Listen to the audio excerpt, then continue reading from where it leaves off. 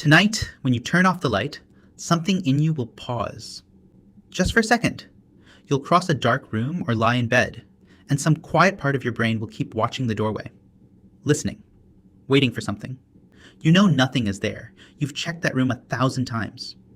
But the feeling doesn't care what you know. That fear is older than you. Older than your language, your country, your species. For almost the entire story of humankind, that exact feeling was the reason your ancestors woke up alive.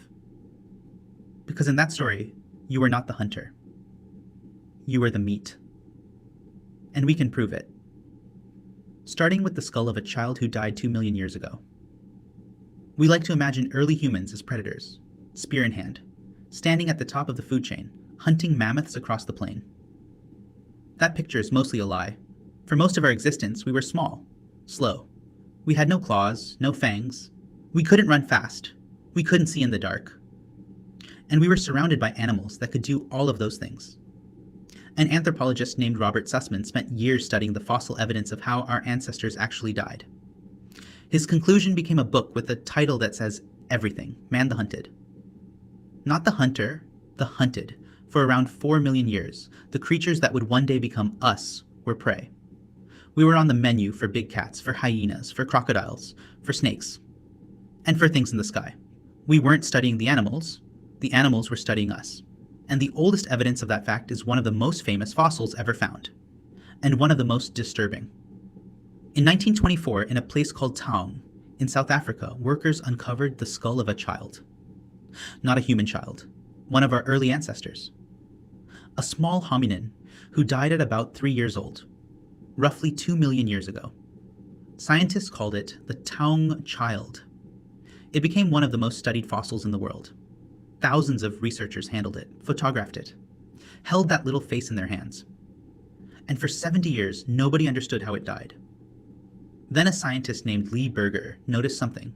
There were marks, tiny punctures and ragged tears at the base of the eye sockets. He had seen marks exactly like them before, but not on humans. He'd seen them on monkeys that had been killed by eagles.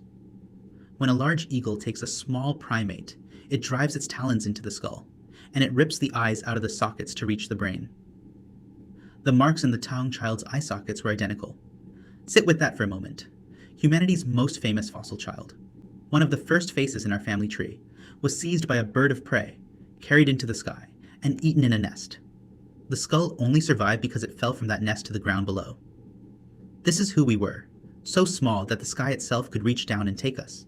But the sky was only half of it, because when the sun went down, something worse was waiting on the ground. Here's the problem our ancestors faced every single night. When the sun set, they went blind.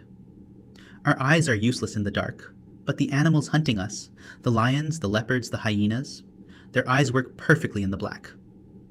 Every night, for hundreds of thousands of years, the world tilted in favor of the things that wanted to eat us. We're not guessing about this, we can measure it. A scientist named Craig Packer studied lion attacks on humans in Tanzania. Nearly 1,000 of them, recorded over decades. Real attacks. Real people. 2/3 of the victims were killed and eaten. And when he looked at when the attacks happened, a pattern emerged that should make the hair on your neck stand up. The attacks spiked in the dark, specifically in the hours after sunset, on the nights after the full moon, when the evening sky was at its blackest and people were still awake and moving. The lions had learned to hunt us in the dark. Because in the dark, we couldn't see them coming. Your ancestors lived inside that math. Every night was a calculation. Stay near the fire, stay in the group. Do not wander into the black. The ones who feared the dark lived. The ones who didn't leave descendants. And that is exactly why you can't shake the feeling even now. Think about what that means. For millions of years, the humans who survived to have children were the ones whose bodies reacted to darkness with fear, whose hearts raced, who stayed alert, who felt watched. That fear wasn't a flaw, it was the filter.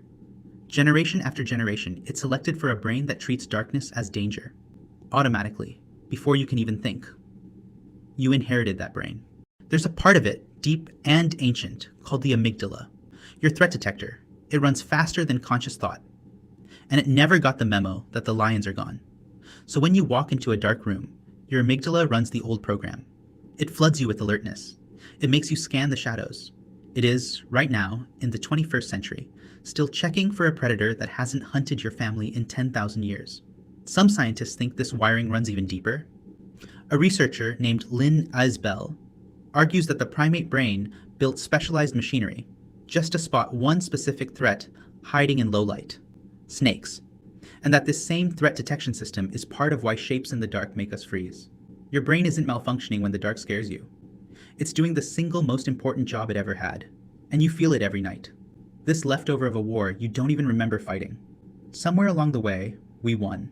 We tamed fire, we built walls, we learned to make light out of nothing. A switch on the wall that pushes back the black. For the first time in the history of our species, the dark can't reach us. The lions are gone. The eagles are gone. You are, by every measure, safe. But the animal inside you doesn't know that. It's still there, in the oldest part of you, keeping watch, still counting the exits, still listening at the doorway, still running the program that kept a small, slow, soft creature alive on a planet full of things with teeth. That flicker of fear when the lights go out isn't childish. It isn't weakness. It's 100,000 generations of ancestors, whispering the same warning that kept every one of them alive long enough to make you. Something is out there. Stay near the fire. And even now, safe in your bed, behind locked doors, beneath a roof they could never have imagined. Some part of you still listens.